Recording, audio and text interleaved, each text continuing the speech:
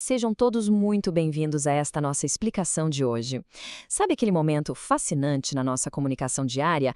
Aquele instante exato em que uma frase parece ficar suspensa no ar, pedindo desesperadamente por um fechamento? Pois é, hoje a gente vai desvendar o mistério por trás dessa sensação.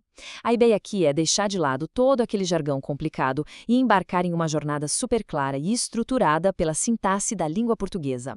O grande foco desta análise é dominar de uma vez por todas o famoso complemento nominal. É uma estrutura absolutamente essencial, mas que, convenhamos, muitas vezes acaba passando batido. Quando a gente entende como as palavras realmente se conectam, a clareza da nossa comunicação atinge um nível totalmente novo. Então, vamos começar? O nosso roteiro para esta análise estruturada vai ser bem direto.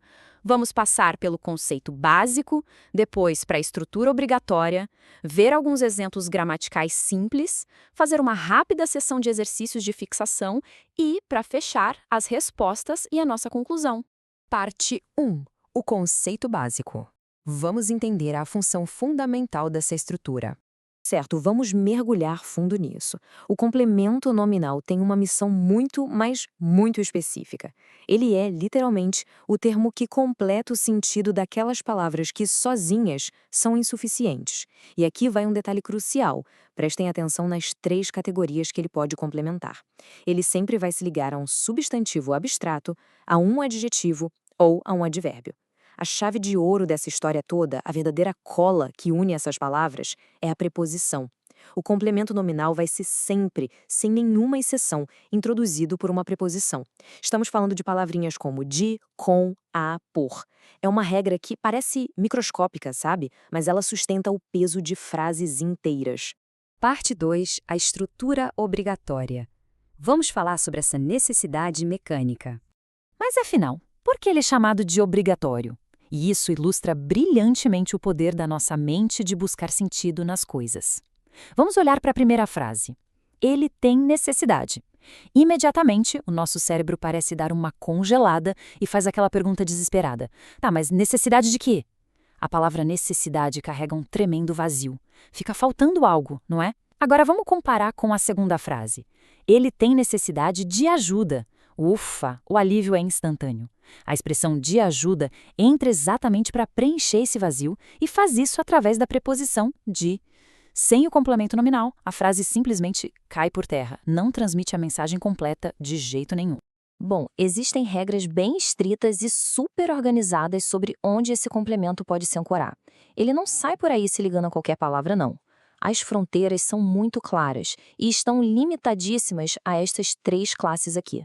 Primeiro, os substantivos abstratos, que geralmente são palavras que derivam de ações, sentimentos ou qualidades, como amor, medo ou construção. Segundo, os adjetivos, que são aquelas palavras que dão características, como fiel, útil ou propício. E em terceiro lugar, os advérbios, as palavras que indicam circunstâncias, como longe, perto ou favoravelmente. O complemento atua como uma espécie de satélite, orbitando especificamente em volta desses 3 tipos de astros. Parte 3. Exemplos gramaticais simples. Chegou a hora da aplicação prática. Aqui a gente tem a nossa primeira classe gramatical em ação. A frase é super simples. Tenho medo de escuro. O substantivo medo é abstrato. Ele representa um sentimento. E pensem comigo, quem tem medo de alguma coisa, certo? O termo de escuro funciona perfeitamente para completar o sentido desse substantivo. Notem a presença marcante da preposição de abrindo caminho aí. Se a gente apenas dissesse tenho medo, a comunicação seria totalmente falha. O complemento nominal traz a precisão exata para essa emoção. Agora, o que é realmente interessante notar aqui é como a mesmíssima lógica se aplica a características. Olhando para a frase ele é fiel aos amigos, a gente encontra o adjetivo fiel. A lealdade nunca existe no vácuo, não é mesmo? Ela exige um alvo. Ao adicionarmos aos amigos, que é introduzido pela preposição a combinada com o artigo os, a gente completa essa característica. O adjetivo ganha um destino claro. O termo aos amigos é o complemento nominal exato que a palavra fiel exigia para fazer sentido pleno no mundo real. Vamos analisar então o nosso terceiro e último cenário estrutural, os advérbios. Na frase moro longe da cidade, a palavra longe indica uma circunstância de lugar. Mas a distância é algo completamente relativo. Afinal, longe de onde? O termo da cidade entra como complemento nominal perfeito, fornecendo aquele contexto geográfico que é fundamental. Mais uma vez, a contração da preposição de com o artigo a forma o da, agindo como a ponte essencial que liga o advérbio ao seu complemento. Como podemos ver, tudo se encaixa de forma muito lógica. Parte 4. Exercícios de fixação. Vamos para um pequeno desafio interativo? Vamos fazer uma pequena pausa para pensar. Ao observar estas 3 sentenças, dá para aplicar tranquilamente a lógica gramatical que a gente acabou de construir. Na frase 1, a leitura é útil à mente, qual termo está completando o sentido de qual palavra? Pensem um pouquinho. Na frase 2, a construção do prédio terminou. Onde está a necessidade de complementação aí? E, finalmente, na frase 3, ele agiu favoravelmente ao réu. Qual é a palavra que não se sustenta sozinha? Lembrem-se, a grande pista está sempre na relação de dependência e, claro, na presença da preposição. Parte 5. Respostas e conclusão. A hora da nossa análise lógica final.